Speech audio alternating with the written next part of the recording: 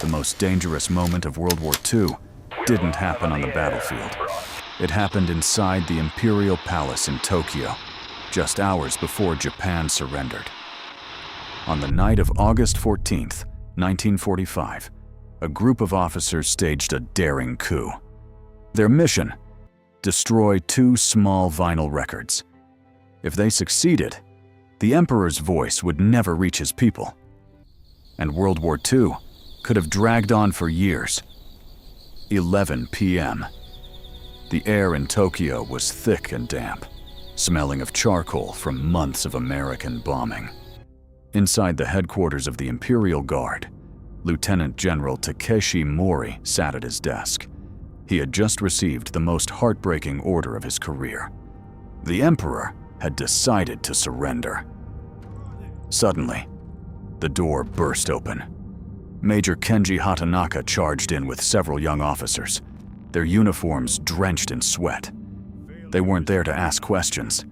They demanded Mori lead a coup to blockade the palace, to protect the Emperor from peace.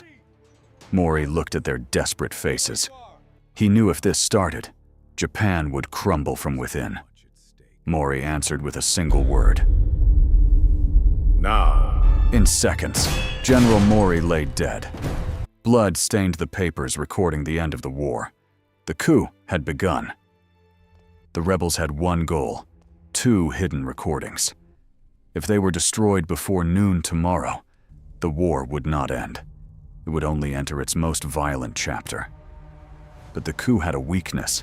It depended on the support of one man: General Shizuichi Tanaka, commander of the Eastern Military District, the man who controlled all major military units in Tokyo. If Tanaka joined the coup, the entire army would follow. But if he refused, the coup would collapse. By August 1945, Japan was defeated. Hiroshima was destroyed. Nagasaki was destroyed. The Navy was scattered across the Pacific. Cities were burned to ashes.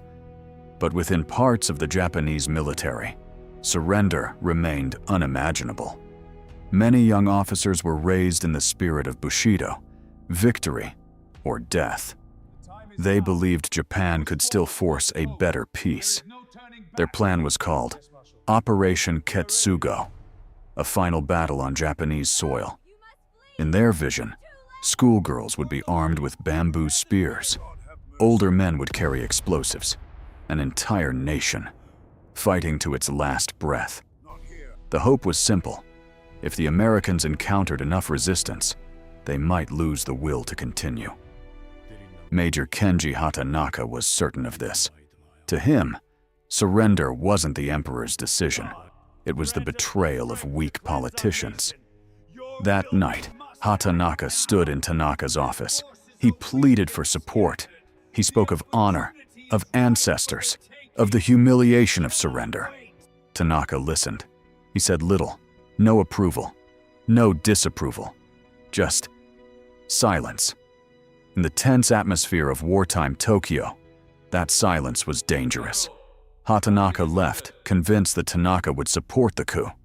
Tanaka remained alone. History never recorded what he thought in that moment. But that silence created a blind void. A narrow space where misunderstanding could ignite disaster. Moments like this appear repeatedly in history.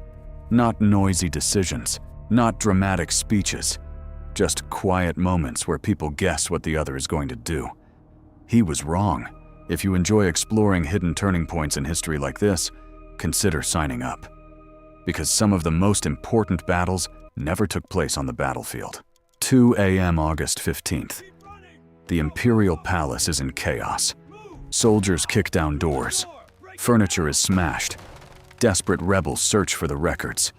They came close, dozens of times, but they never found them. A palace maid had quietly concealed the recordings, deep within a small cabinet.